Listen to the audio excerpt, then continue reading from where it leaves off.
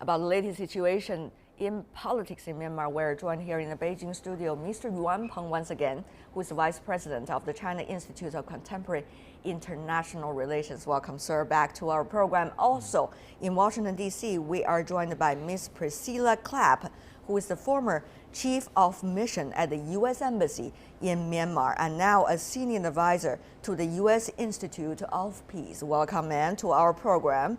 Meanwhile, joining us from Singapore, we are having Dr. Lim Tai Wei, who is a research fellow adjunct from the East Asian Institute at the National University of Singapore.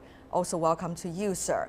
Well, this is quite a big day, I guess, for Myanmar. The parliament comes into convening at this moment. We are asking the question, Ms. Clapp, about what is the potential of the National League of Democracy, this leading party now in Myanmar, out of the first democratic election inside the country, and also the military. What is your sense?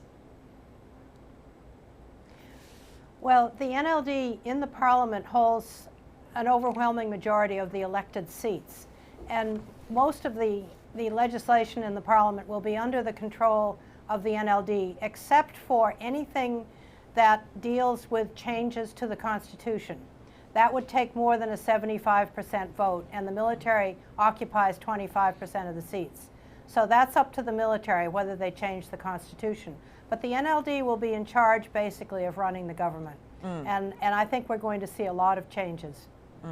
Dr. Lim, is that also your feeling about the relations likely to be grungy between the National League of Democracy and also the military, or likely to be smooth?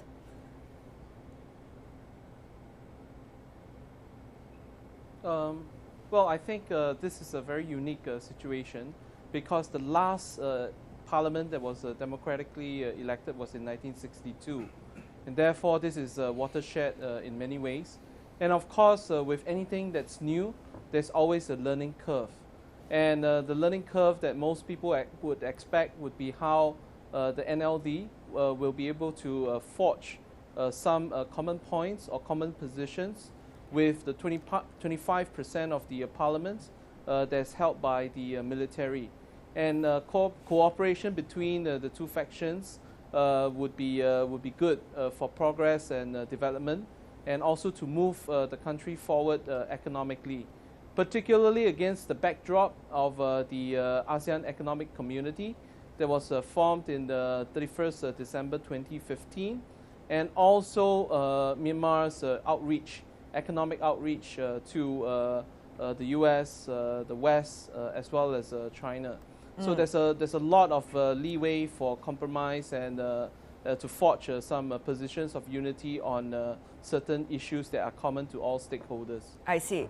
Mr. Yuan, China was in exchange with the military government when it was in power. Later, Chinese Communist Party Central Liaison Office also invited Aung San Suu Kyi to visit China. It was quite a nice surprise at the moment when the news came out. So what do you make, from China's perspective, the current situation in Myanmar, of course, one of China's closest neighbors? As a long-time friendly neighboring countries of Myanmar, I think China value our traditional strategic relations very, very much. In this regard, we are very happy to see the new election and the outcome of NLD, National League for Democracy, wins the election. And we are very happy to see that last year Aung San Suu Kyi also invited to visit China. I think it's good for the future. But it's the new, new position of Aung San Suu Kyi in the future. At least she has to face three challenges, which means three balances. First of all, how to balance his own party with the military, and secondly, how to balance her own role, because according to the Constitution, she cannot be the real leader of the country. But what kind of role she will play, and how to balance her own role within her own party.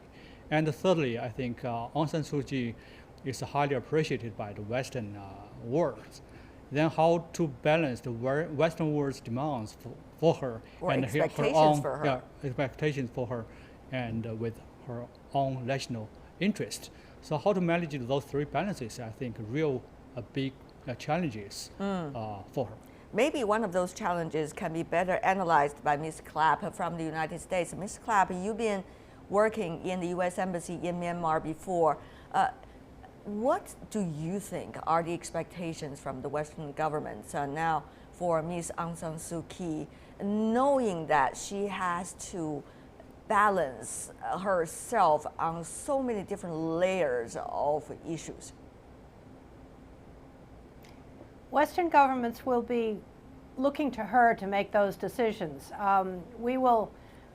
Western governments will support whatever the NLD wants to do by way of democratizing the country. We're very concerned about the situation with regard to human rights in the country, and I'm sure that she will address that. We're concerned about the peace process, and she's already cited that as a priority. That is arriving at peace in the country with the warring factions. They have had a civil war going on in that country for over 50 years now, and they would like to bring it to an end. That is essential to democratizing the country. And it's really quite remarkable that the new leaders of the parliament will be a mix of ethnic representatives and political parties.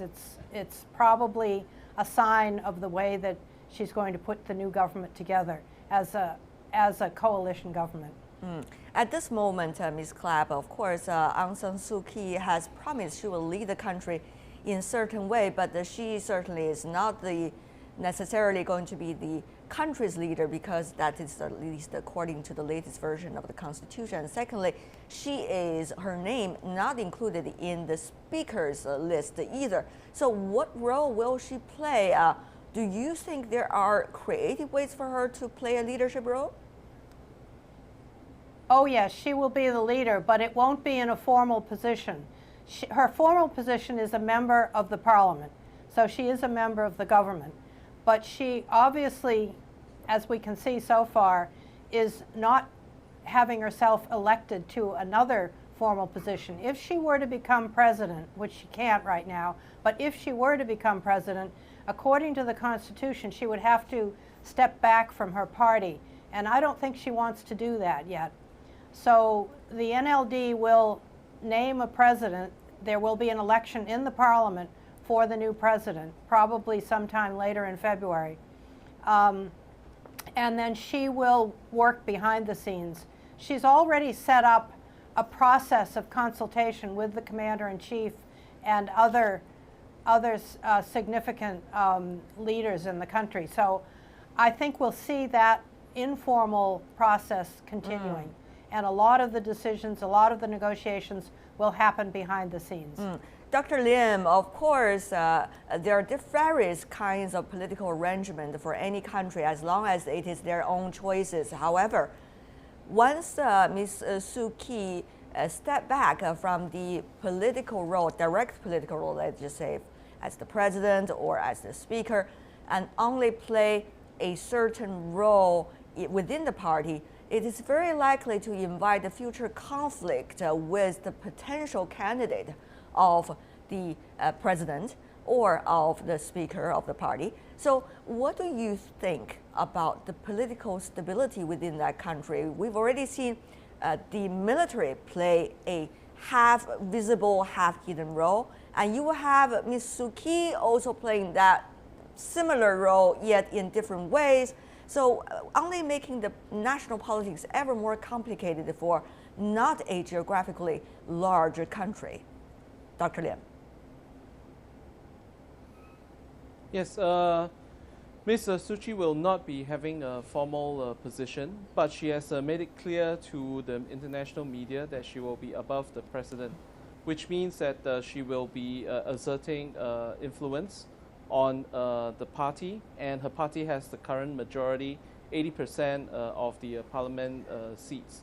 And so the presidential process would consist of upper house, lower house, and also the military faction, and each of them will have a nominee for the presidency.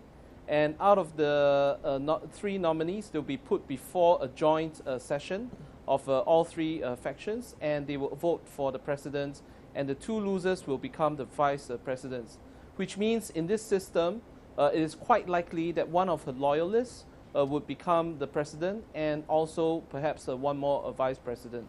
So in this sense, she will have, she is able to exert informal influence over the political system. Now, to change the constitution to allow her to become the president might be a little bit so-called unforeseeable right now, because she would need to have the support of the military faction in order to achieve the number of votes to change the constitution. So, in other words, her influence will be informal, and you can see that she's been outreaching to all factions, to her own party, to the military faction, to foreign powers, and also to the rebels within the country. So we are quite likely to see a very active Aung San Suu Kyi, even though she may not have a formal executive executive position within the country itself. Civil war put into an end, of course, everybody applaud that. Also, one of the very first democratic election within the country, at least believed to be, is also being applauded by the international community. But Mr. Yuan, the question is, how long will stability last in that country? Of course, we all wish the best for Myanmar, but at the same time, this is a very fragile democracy that we're talking about, and very complicated, as we have already indicated by the other two speakers, a political arrangement, at least for now. Yes, as the biggest neighbor of Myanmar, China is the most country that need a peaceful and stable Myanmar, because we have now built One Belt One Road initiative, and we want make Myanmar prosperous future through China's One Belt One Road initiative. So without the basic stability, how can we expect that?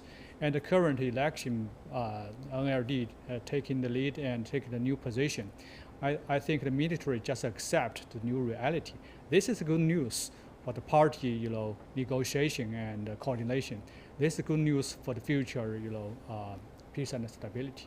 And one friend from Myanmar told me that a story that they called in the Western country, like Great Britain, brought the Western education and civilization to Myanmar, and India brought Buddhism to Myanmar.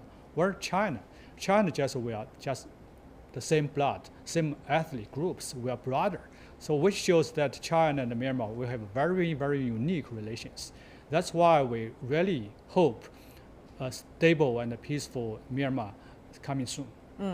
Ms. Clapp, we understand Ms. Aung San Suu Kyi, of course, as a democratic fighter, has been well known all over the world. She's also maintaining some very good personal relations with even some of the presidential candidates, for example, Ms. Hillary Clinton, over the past few decades. But the question is, will national interests of Myanmar from now on, and those expectations from countries like yours, eventually grew apart the two women and also the two countries? That's a big question mark. Ms. Clapp, what do you make of this possibility?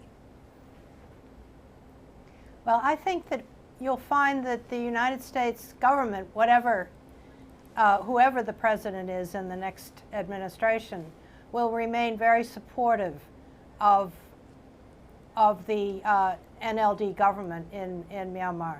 I don't see that we're going to have a convergence of interests. I think that we have the same interests, fundamentally the same interests. As I said earlier, we do have some problems with human rights questions there. The Buddhist-Muslim divide, the ethnic wars that are going on, and we hope to see the NLD tackling those issues. All right. So you will see Washington putting some pressure on the government to face those issues. I see. Priscilla Clapp, Lim Tai Wei, and Yuan Peng, thank you so much for being with us.